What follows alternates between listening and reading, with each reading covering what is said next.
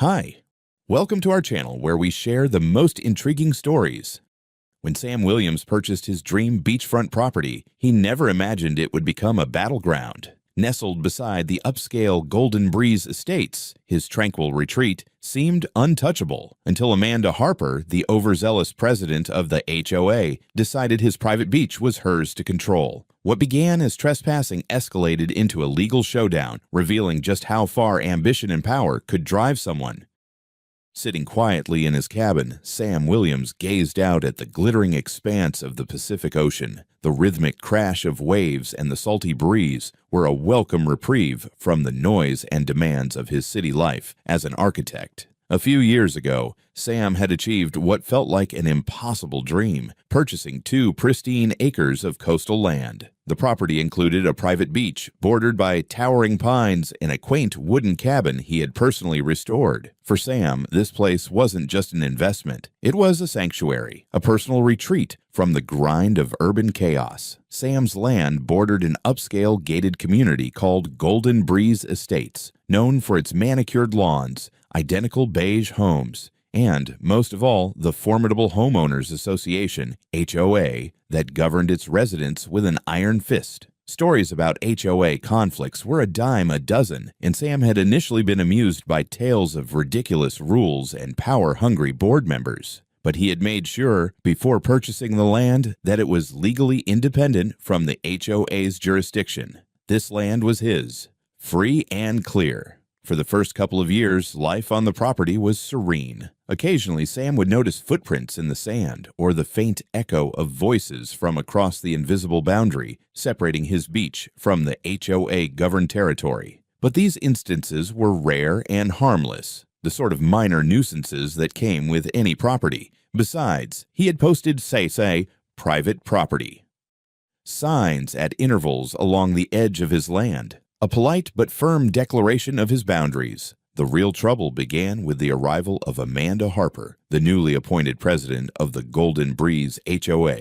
Amanda was a striking woman with her sharp bob of platinum blonde hair, designer suits, and a perpetual air of entitlement. Her reputation as an unyielding enforcer of HOA regulations preceded her. Under her leadership, fines for minor violations skyrocketed, and even longtime residents began whispering complaints about her overreach. Amanda treated the HOA like her personal kingdom, relishing her control over the community. Unbeknownst to Sam, Amanda's ambitions didn't stop at Golden Breeze. She had her eyes set on his beach, a stretch of soft sand and sparkling water she deemed too picturesque to remain private. Amanda's view was simple. Anything within arm's reach of the HOA should fall under its control. In her mind, Sam's property was wasted on one person when it could serve as the centerpiece for Golden Breeze's annual events and leisure activities. Sam remained blissfully unaware of Amanda's scheming until one fateful weekend in midsummer.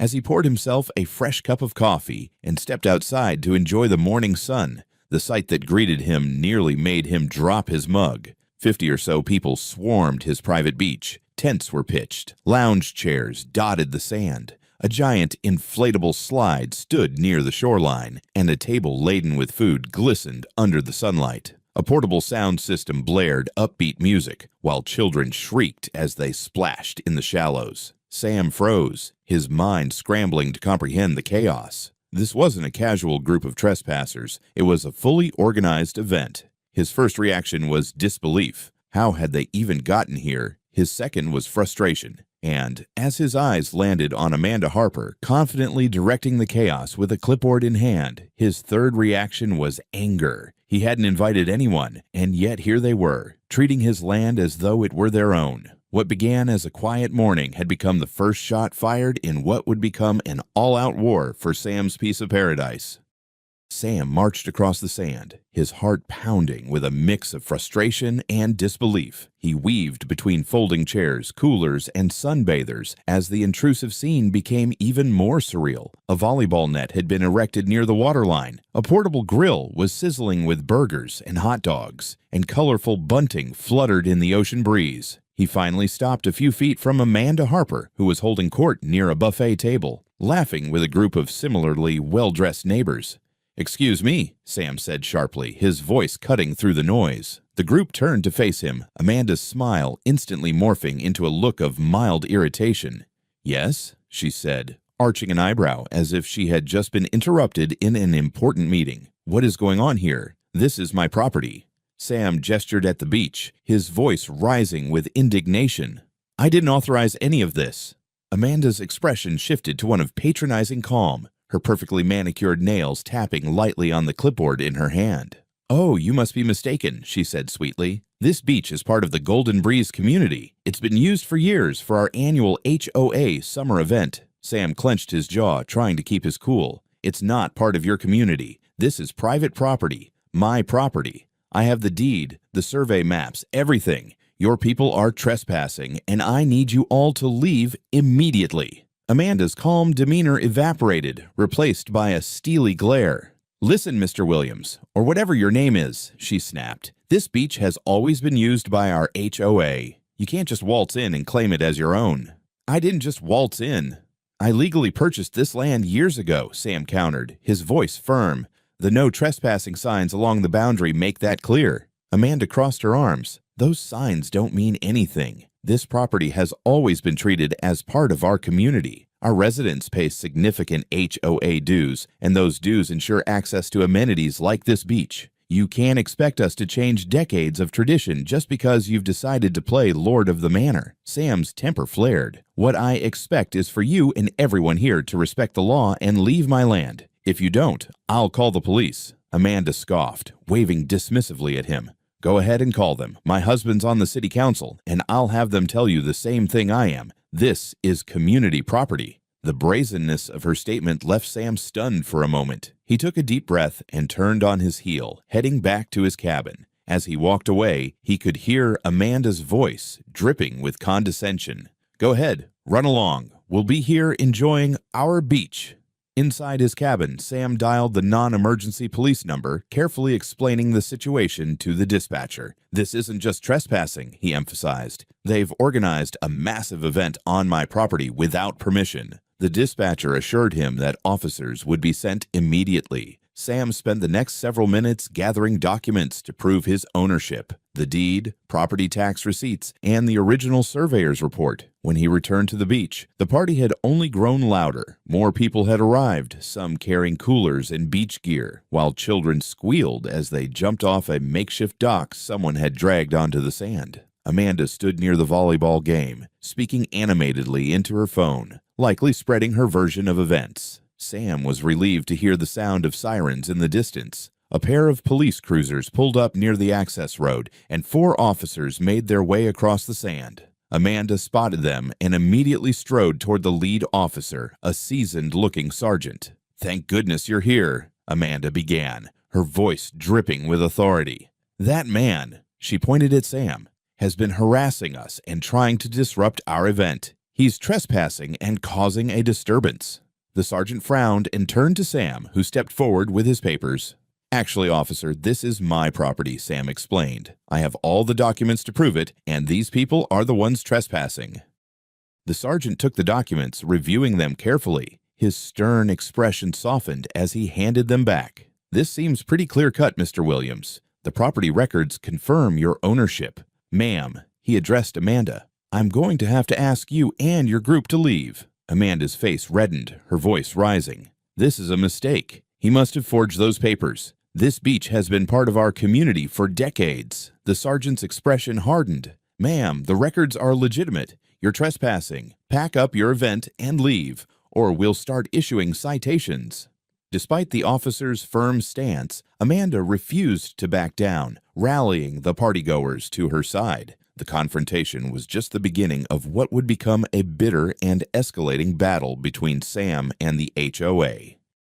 As the last of the police cars disappeared down the access road, the beach fell into a tense silence. The officers had given Amanda Harper and her group a clear warning: leave the property or face trespassing charges. Yet, as Sam watched from the edge of his cabin's porch, he could see Amanda standing defiantly by the buffet table, surrounded by a few staunch supporters. Instead of packing up, they seemed to be plotting their next move. Sam stepped back inside, locking the door behind him. He wasn't naive enough to think this would end easily. Amanda's arrogance was palpable, and her refusal to acknowledge facts spoke volumes about her character. Sure enough, a few hours later, Sam received the first volley in what was clearly going to be a protracted war. A letter delivered to his cabin bearing the official Golden Breeze HOA seal. The letter, laden with legal jargon, accused Sam of illegally seizing HOA property and demanded he immediately cease his unauthorized use of the beach. It threatened a lawsuit if he didn't provide evidence that his claim of ownership was legitimate.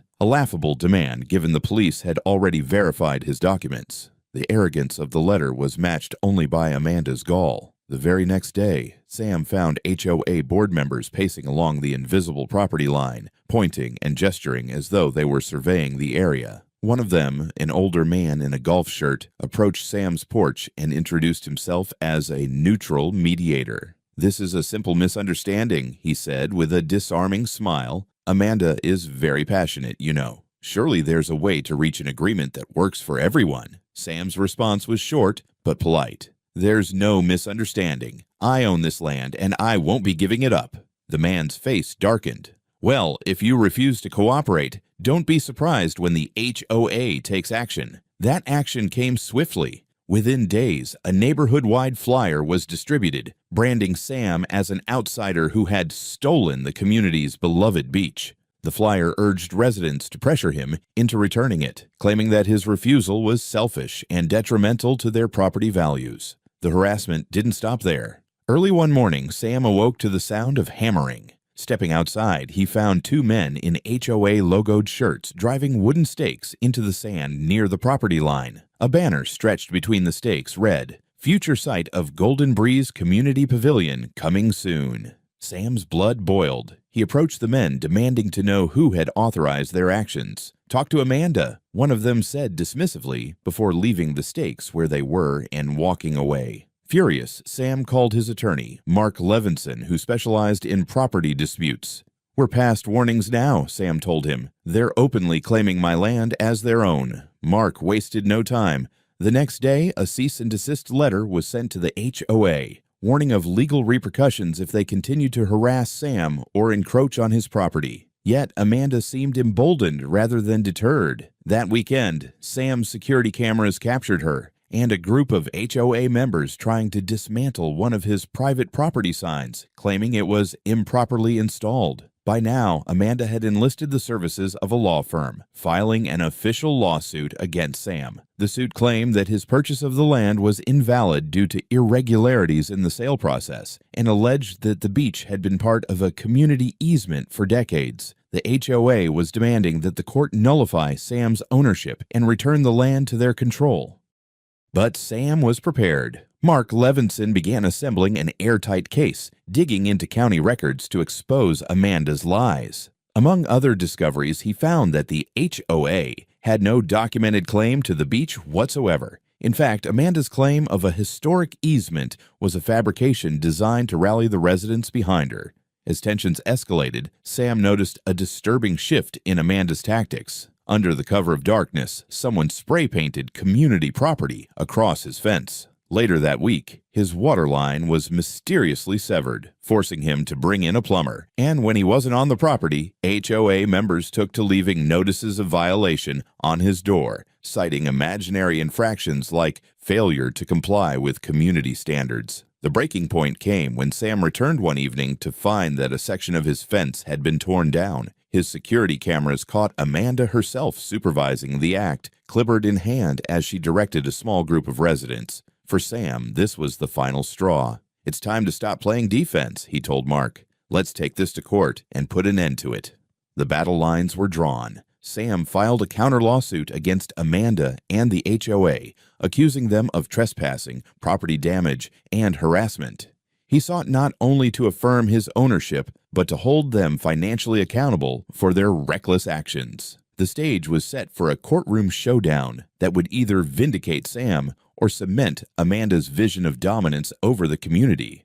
The courtroom was packed, the tension so thick it felt as if it could smother the entire proceeding. Residents from Golden Breeze Estates filled the pew-like seats, some looking eager, others anxious. At the center of it all sat Amanda Harper, poised in her tailored navy suit, a confident smirk etched across her face. Beside her was a team of well-dressed attorneys, each radiating the air of superiority that only HOA money could buy. Across the aisle, Sam sat quietly with his attorney, Mark Levinson, a calm resolve in his posture. The judge entered, and the room fell silent. What followed was the culmination of months of escalating conflict, and both sides were ready to fight. Amanda's lawyers started by presenting the HOA's claims. The beach was part of a long-standing community easement, and that the deed transfer from the previous owner to Sam was invalid due to alleged procedural errors. They painted Sam as an opportunistic outsider, exploiting a legal loophole to steal land belonging to the community. But as their arguments unfolded, it became clear that they were grasping at straws. Their primary evidence was a crudely edited map showing the beach as part of Golden Breeze Estates. But under Mark's cross-examination, the HOA's surveyor admitted the document had been altered after Sam's purchase. This revelation visibly shook Amanda's confidence, though she tried to maintain her composure. Then came Sam's turn. Mark meticulously presented their evidence, starting with the original deed and surveyor records proving Sam's ownership. He highlighted the pristine legality of the sale and pointed out the complete absence of any historical easement in the property records. The judge nodded along, visibly unimpressed by the HOA's earlier claims. But the real blow came when Mark presented video footage from Sam's security cameras. The courtroom watched as Amanda, clipboard in hand, directed HOA members to tear down Sam's fence. Gasps rippled through the audience as the judge's face hardened. When Amanda took the stand, her attempt at charm quickly unraveled under Mark's relentless questioning. Her fabricated easement story fell apart when she admitted she had no direct evidence to back her claim. She grew defensive, then flustered, as Mark pointed out inconsistencies in her testimony. The judge's stern gaze grew colder with each passing moment. In his closing statement, Mark emphasized the HOA's brazen disregard for the law, the harassment Sam endured, and the financial and emotional toll of Amanda's reckless leadership. He urged the court to not only affirm Sam's ownership, but to hold Amanda and the HOA accountable for their actions. The verdict came swiftly. The judge ruled decisively in Sam's favor, declaring his ownership of the property ironclad. He dismissed the HOA's lawsuit with prejudice, noting their case was built on falsehoods and malice. But it didn't stop there. The judge fined the HOA $250,000 in damages for trespassing, property destruction, and legal fees to be paid directly to Sam. Amanda, however, faced an even harsher sentence. The court found her personally liable for orchestrating the harassment campaign and committing fraud by altering official documents. She was ordered to pay an additional $50,000 in punitive damages and was referred to the district attorney's office for potential criminal charges. As the gavel fell, the courtroom erupted in a mix of stunned silence and whispered murmurs. Amanda's confident facade had crumbled into sheer disbelief. She was escorted out of the room by her lawyers, her head hanging low. Sam, meanwhile, exhaled deeply, a sense of relief washing over him. Justice had been served, and his beach, his sanctuary, was finally safe.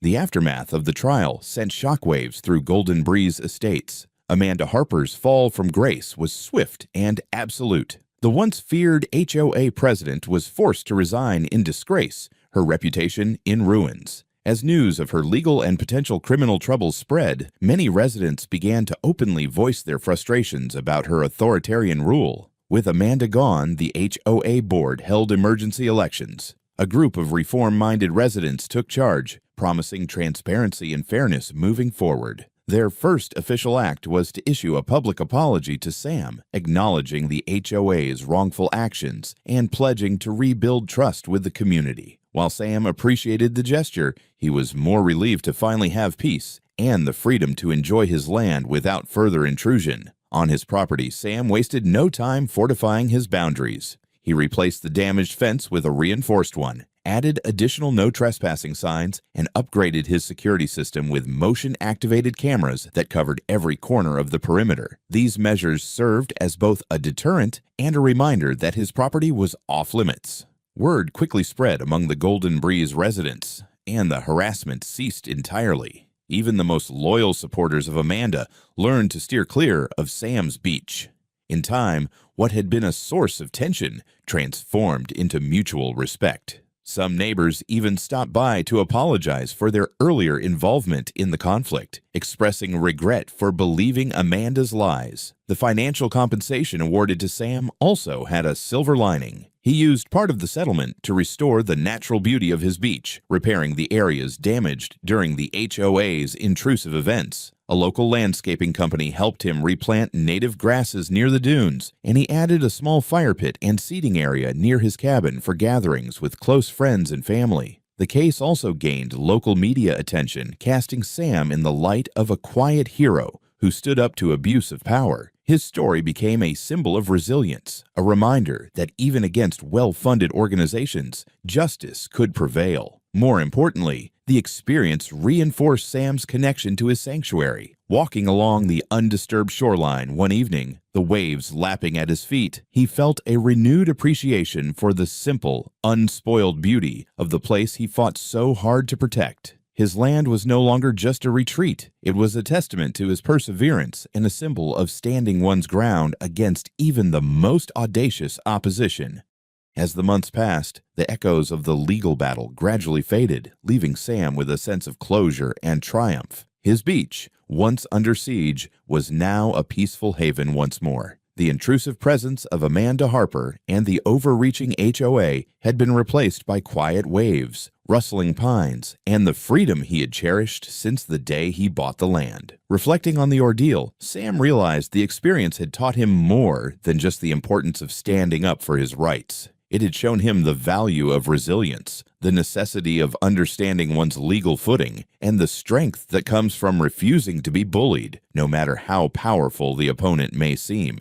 Amanda's fall and the reforms in Golden Breeze Estates stood as a cautionary tale for other HOAs in the area. Her unchecked ambition and abuse of authority not only cost her financially, but also destroyed her reputation and potentially her freedom. For Sam, it was a reminder of how dangerous unchecked power can be and how vital it is to hold those in authority accountable. Though the court battle had been grueling, Sam felt a deep sense of pride for having defended what was his. His victory wasn't just about property, it was about principle. He knew others might now feel emboldened to protect their rights, inspired by his willingness to fight back. As he stood on the shoreline one evening, watching the sun dip below the horizon, Sam smiled. The battle had been hard fought, but it was worth it. His beach wasn't just a piece of land. It was a symbol of justice, perseverance, and the enduring strength of those who refused to back down. The waves rolled in, washing away the last traces of conflict, leaving only peace in their wake.